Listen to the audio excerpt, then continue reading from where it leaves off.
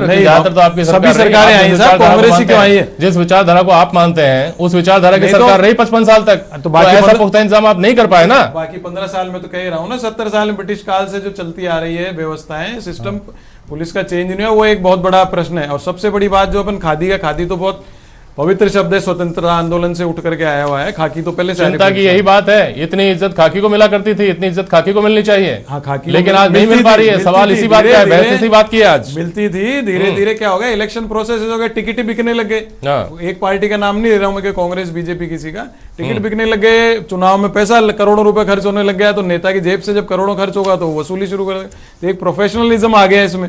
इसको रोकना, जैसे अन्ना का आंदोलन हुआ और कोई टी.एन. शेषन साहब ने इलेक्शन वो करे थे रिफॉर्म्स, ऐसे जब तक नहीं होंगे, जब तक आप नेताओं को, राजनेताओं को लगाम नहीं लगा सकते, उनकी लगाम होगी तो पुलिस सिस्टम में होगी। भाई साहब तो खुद जयपुर में थाने में खूब साल रहे हैं, उस टाइम ज्यादातर थाने, जहां तक मेरा अनुभव रहा है, सारे सुनते थे, पुलिस वाले बड़े प्यार से सुनते थे उस समय। लेकिन धीरे धीरे डिटोरिएशन आ रहा है। अब ये तो सारी पार्टियां, सारे नेता ही शामिल हैं उसमें। तो कांग्रेस को आप अकेले को ये जैसे दोषी थे, इनका तो एक ही एक उद्देश्य हो गया, कांग्रेस जैसे भगवान का नाम अब जपते हैं, शुरू हो जाते हैं सुबह से शाम तक। ऐसा नहीं, इनको प्रैक्टिकल रहना चाहिए, पॉजिटिव। नहीं, सवाल नहीं, आज तक देखिए कांग्रेस आप विदुड़ी जी की तो कोई तारीफ नहीं कर रहे, कांग्रेस करनी चाहिए। सबसे बड़े प्रेजवर्दी है उसका काम, उसने शुरू किया, वापस से स्टार्ट तो करा ना किसी ने। अगर सब मिलके अगले साथ देंगे, थोड़ा थोड़ा भी प्रेज करेंगे, और दूसरे विधायकों का भी हौसला बढ़ेगा, आगे आएंगे किसी पार्टी के हो। और रही भ्रष्टाचार की बात, तो इनके मुख्यमंत्री पे भी सब पे आरोप लग रहे हैं राजनीति में, तो वो तो चीज नहीं, वो तो एक को छोड़ दीजिए, आप व्यक्तिगत होने की जरूरत ही नहीं है। कोई ऐसी सरकार मुझे बता दीजिए जिसको आप ये सर्टिफिकेट दे सकें कि ये तो भ्रष्टाचार मुक्त है इसका शासन। तो शर्मा साहब, भ्रष्टाचार कभी मुक्त नहीं होता, परंतु ये जरूर है कि अगर सत्ता की पकड़ है तो भ्रष्टाचार कम हो सकता है, और एक बहुत हद तक हो सकता है। और ये केंद्र सरकार में करके दिखाए, नरेंद्र मोदी जी की सरकार में।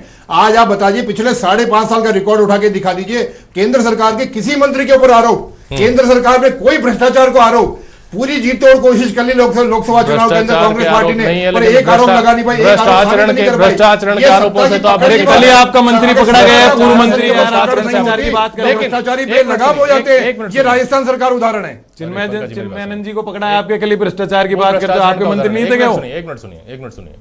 नोटबंदी का जैसे आपने उस वक्त अपने ये कहा था ना पंकज जी, जब हमें सुन रहे थे नोटबंदी इससे क्या क्या फायदे होंगे, इससे ये फायदे होंगे, इससे वो फायदे होंगे, इससे भ्रष्टाचार तो खत्म ही हो जाएगा, चिप लगी हुई है नोट में और 200 मीटर नीचे तक भी वो सैटेलाइट से देख लेंगे कहां पे पैसा छुपा रखा है। आम आदमी दहशत में आ गया था। नोटबंदी का शून्य असर पड़ा है भ्रष्टाचार के ऊपर। पंकज मीणा ये बात मानते हैं कि नहीं मानते हैं? हाँ या ना में बोल दीजिए, उससे आगे बात करूंगा फिर मैं। देखिए, बिल्कुल बड़ा स्पष्ट है, नोटबंदी जो की गई थी वो आतंकवादी को रोकने के लिए और भ्रष्टाचार खत्म करने के लिए हुआ था, और उस मामले के अंदर हम बहुत आगे तक बढ़े। और मैं इसीलिए दावे के साथ कह रहा हूं कि पिछले 5.5 साल में आप केंद्र सरकार में किसी तरह। अब एक बात, महत्वपूर्ण बात मुझे समझ में आती है। हाँ ठीक है, कौन लगा रहा है आरोप? लगा है क्या किसी ने अभी इस बहस में? ये सत्ता की प्रशासन के पकड़ का नतीजा है। मैं इसीलिए बार बार ये कह रहा हूं, सत्ता का प्रशासन पे पकड़ होती है तो जीरो भ्रष्टाचार नहीं हो सकता, परंतु भ्रष्टाचार कम होता है। ये केंद्र सरकार उदाहरण है। और सत्ता की प्रशासन में पकड़ नहीं होती तो भ्रष्टाचार किस प्रकार बढ़ता है, इसका सबसे बड़ा उदाहरण राजस्थान है। देखिए, कोई दिन का अखबार उठा के देख लीजिए, सत्ता की पकड़ की बात करो तो इंदिरा गांधी जैसी पकड़ दी है किसी की? उसके बावजूद भ्रष्टाचारियों को कोई डर नहीं है, क्योंकि उनको मालूम है कि यहाँ राजस्थान में सिर्फ कांग्रेस की सरकार है, और हम आज नहीं तो 6 महीने बाद में वैसे ही एसीपी आज मोहम्मद के जैसे हंसते हुए वापस आएंगे और अपने घर शान से जाएंगे।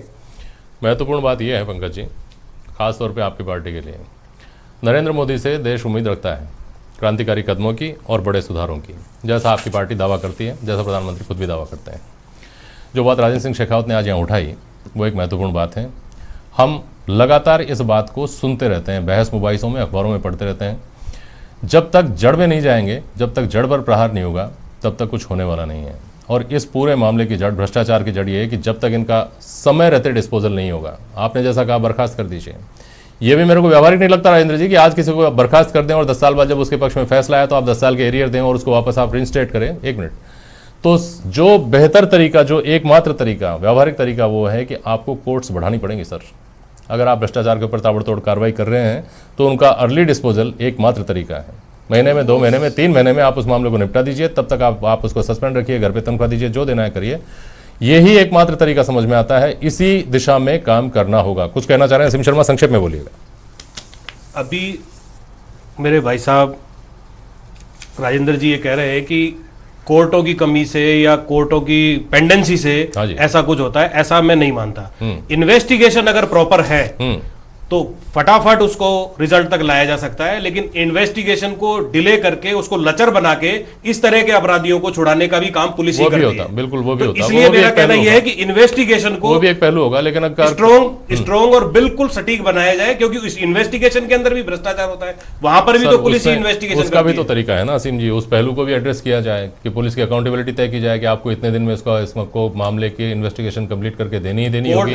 और अगर आपकी इन्वेस्टिगेशन अगर गलत साबित हो जाती है तो फिर आपको भी फेस करना पड़ सकता है ट्रायल। इस तरह की अकाउंटेबिलिटी भी तय करनी, तमाम पहलू उसके छूने पड़ेंगे, तब कहीं कोई उम्मीद हम लोग कर सकते हैं। चलिए, बहुत शुक्रिया आप सभी का आज प्राइम डिबेट में शामिल होने के लिए। आज के लिए बस इतना ही, नमस्कार।